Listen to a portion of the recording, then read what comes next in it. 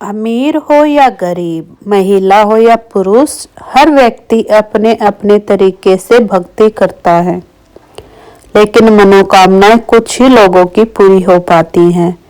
इसकी वजह से मन में बसी बुराइयां, जब तक मन से बुराइयां खत्म नहीं होंगी तब तक मन पवित्र नहीं होगा और न ही भक्ति में मन लगेगा। पूजा करते समय भी मन में इधर उधर की बातें चलती रहती हैं। इसलिए भक्ति का आनंद लेना चाहते हो तो सबसे पहले हमें अपने मन को पवित्र बनाना चाहिए। ये बात एक लोक कथा से समझते हैं। जानिए ये कथा। किसी गांव में एक संत घर घर जाकर भिक्षा मांग रहे थे। घूमते घूमते संत एक दुकान पर पहुंच गए। दुकानदार से भिक्षा मांगने के लिए संत ने उसके पास पहुंचकर बहुत सारे छोटे छोटे और बड़े डिब्बे रखे हुए थे। दुकान की सजावट बहुत अच्छी थी। संत उसकी दुकान देखकर बहुत प्रभावित हुए।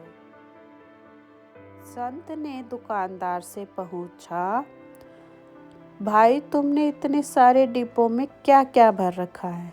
दुकानदार ने जवाब दिया कि घर के लिए जरूरी सभी चीजें हैं। किराने का सामान है, मसाले हैं और अन्य चीजें भी हैं। संत ने एक डिब्बे की ओर इशारा करते हुए पूछा कि भाई उस डिब्बे में क्या है? दुकानदार ने कहा कि उसमें तो लाल मिर्च है। संत ने दूसरे डिब्बे के बारे में पूछा तो दुकानदार ने बताया कि उसमें नमक है। इस तरह संत ने दुकानदार से कई डिब्बों के बारे में पूछ लिया। दुकानदार संत के सम्मान में उनके सभी सवालों का जवाब दे रहा था। तभी संत ने अलग रखे हुए एक डिब्बे के बारे में पूछा कि उसमें क्या है, इसे अलग क्यों रख रखा है? इस पर दुकानदार बोला कि उसमें राम है, इसलिए अलग रखा है। ये बात सुनकर संत हैरान हो गए।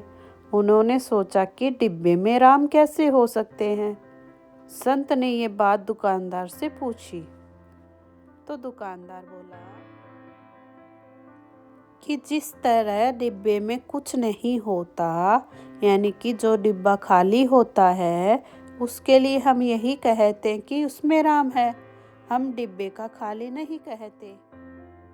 ये बात सुनते ही संत आश्चर्यचकित हो गए कि इस दुकान वाले ने कितनी बड़ी और गहरी बात कह दी है, जिस बात को समझने के लिए मैं इधर उधर भटक रहा हूँ। वह बात इतनी आसानी से इस व्यक्ति ने समझा दी है। संत ने सोचा कि मैं तो भगवान की कृपा के लिए कब से भक्ति कर रहा हूँ, दर दर भटक रहा हूँ, लेकिन मैं बात नहीं समझ पा रहा था कि मुझे भगवान की कृपा क्यों नहीं मिल रही है।